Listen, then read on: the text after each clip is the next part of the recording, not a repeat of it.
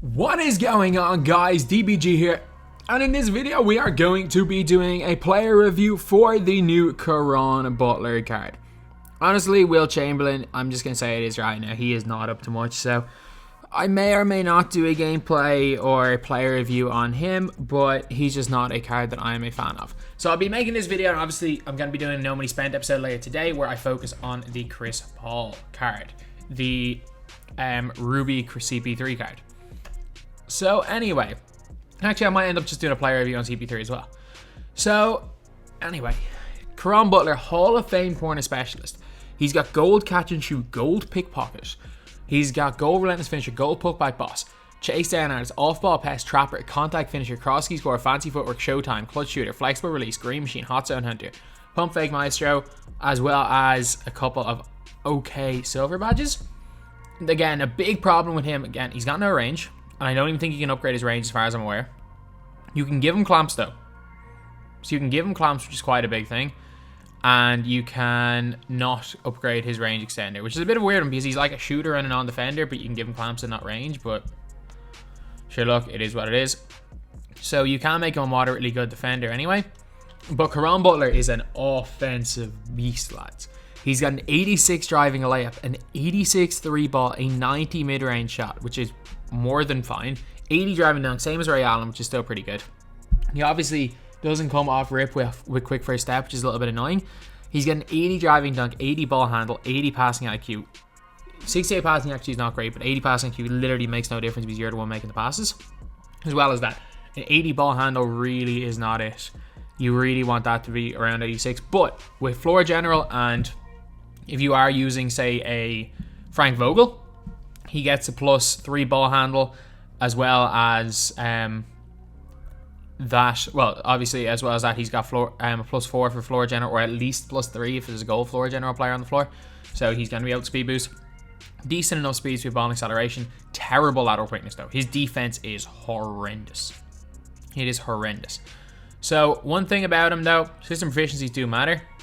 So on perimeter centric, he's excellent. On defense, he's average, which is really not great. So if you're using a Greg Popovich, he's not going to get that many boosts. He's only going to get 3 of the boosts. Pace and space, he's excellent. Grit and grind, he's great. So at least he gets most of the boosts with grit and grind for someone like a Billy Donovan. He is excellent on balanced. I'm pretty sure nearly every player is excellent on balanced. He's good on post centric. So honestly, as long as you're not running him with Greg Popovich, he's going to be fine. If you're using him in a squad with Greg Popovich, he's not going to get any of the boosts because of his system proficiencies, which is something that not a lot of people look at. They really don't look closely enough at some of the coach boosts because almost everybody has, like, if you're looking, say, Dean Wade, poor in terms of, I think he's poor on all of them. But there is a lot of players like Bargnani, funnily enough, is only great on perimeter centric, even though he's a perimeter player. Michael Cooper is only great, so he doesn't get all of the boosts. I don't know what the 2-guard boosts are because I don't have any 2 guards, but or the center boosts, I don't have any centers, but still there are a few players that you just always got to check that with what your coach is if players have excellence so that they get all the boosts. Something that people don't really focus on too much. But anyway, yeah, now we're going to get into the hot zones and release for Caron Butler, then we're going to get onto the gameplay. So Caron Butler hot zones 4 out of 5 spots outside the 3-point line. His release is nice. I'm going to say that right now. He's got a good 3-ball rating. That release is nice. And with Hall of Fame corner specialist, I'm telling you, he will hit everything in the corner. Gold catch and shoot half corner specialist. Good release. Hot zone. Gold hot zone hunter. He's hitting absolutely everything. I'm starting to shoot a lot more straight arms as well, which I have feedback on. So apparently people are saying they've changed the shooting today. And now apparently shots with the stick go in way more often. So like I've been playing around with it, and 1,000,000% shots with the stick are going in way more often today than they say were yesterday. But he will make basically everything from the corner. And I thought I missed that one. Completely mistimed that one there. But again, he's got, with all the hot zones, the way the game is, he will hit everything there. Let's check out the dribble sigs. I'm pretty sure, as far as I'm aware, he's got the Pro 3 behind the back, which is huge. Yeah.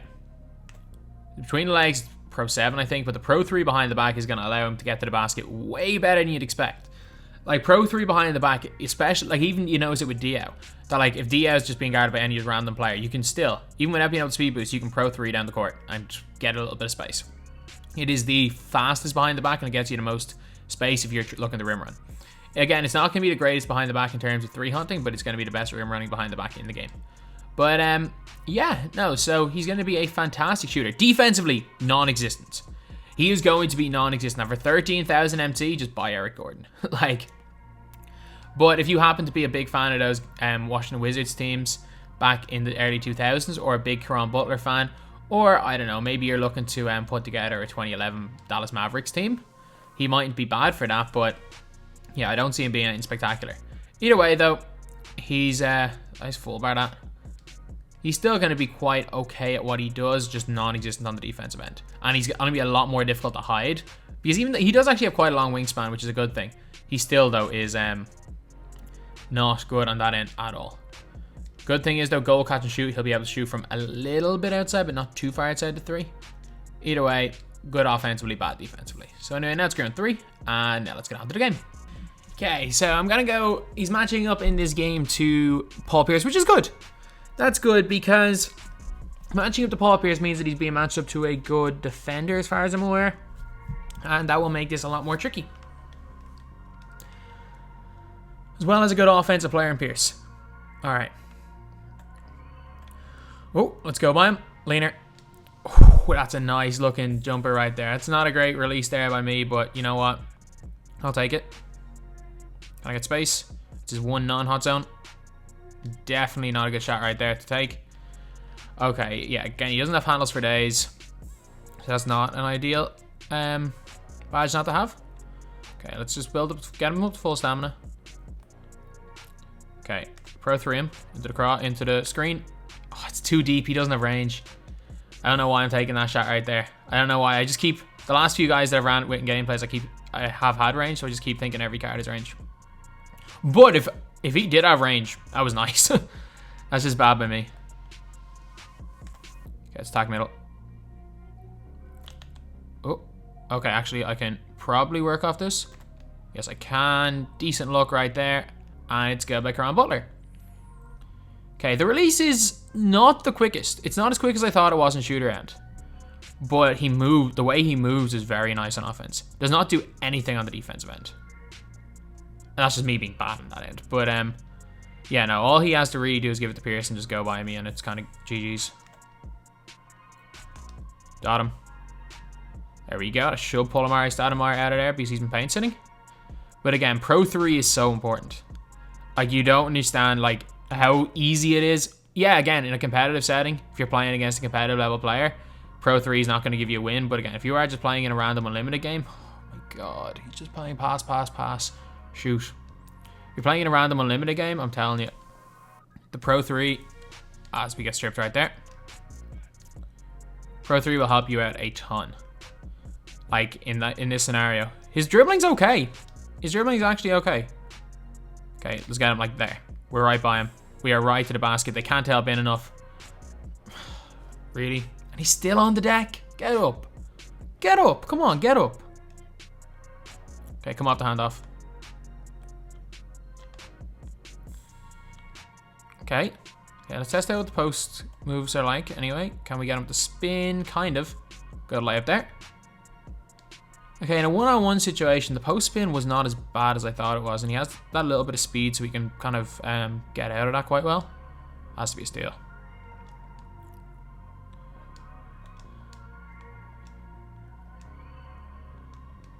Why won't he? My player's guard D will. Okay, snatch back. That's a decent look. Good contest. Okay, the snatchback didn't get much space, and the lack of range extender really does kind of harm him as a shooter, especially the way I like to play. He definitely doesn't fit that play style. I will say that for sure. Got him on there. Oh, attack. Make that layup. Great job there, Caron Butler. Okay, he's nice on the offensive end. I'm telling you, he is nice on the offensive end. The moves is top tier. Definitely, again, this dude is not punishing him, but he's definitely non-existent. He's gonna go back here. Oh my god, I was done on a steal. He's going to give the ball to someone, and he's just going to shoot it. That's all his offense is he just pass, and the contest system's broken, so he's eventually going to get a 3-point shot. I just need to read that. Like, he's not going to shoot the ball at all with Amari. Okay.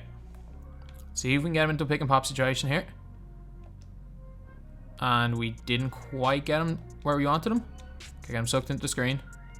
That's open, isn't it? Oh, spiked. Nothing wrong with the card there. Nothing wrong with the card. We just got him in the middle of a jump shot. And he's going to go back to Ray Allen, or he's going to go to Pierce. He will not shoot the ball here. We're there. Really, we've read that about 4 times in a row, and the game won't give me a steal. Like, his tactic is just pass it to a shooter, and then because the contest system and the AI is broken, he's going to be wide open for 3. Like, he's going to give the ball back out. He's probably going to go to Pierce right here. And if not, he's going to go back to Ray Allen. Good pass. Good dunk. Again, I'm reading it. I'm pressing square. We just haven't gotten into one lane yet. He has literally the most predictable play style, but the AI... Oh, just not a fan. Okay. Let's see what we can do. Set the screen going middle. D will actually set the screen. Come on. Let's switch. Nothing we can do. It's a bad shot we took. Steal. Oh, catch the ball. It's nothing to do with the card. This is just the game. This game is so bad. Like, there's nothing I can actually do. He's going to go back to Ray Allen, or he's going to go to Pierce. I don't know which one I'm going to deny. He's back to Ray Allen. He's just going to shoot it. I've got him on this cut. Again, we've just swiped on air. We're literally in... We're standing in every passing line. We've swiped on air this entire game.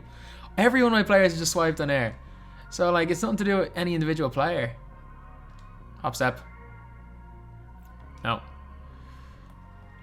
Keep telling you, this dude's kind of clamping me, so... Off corner, just let's shoot it. He can't contest that in time.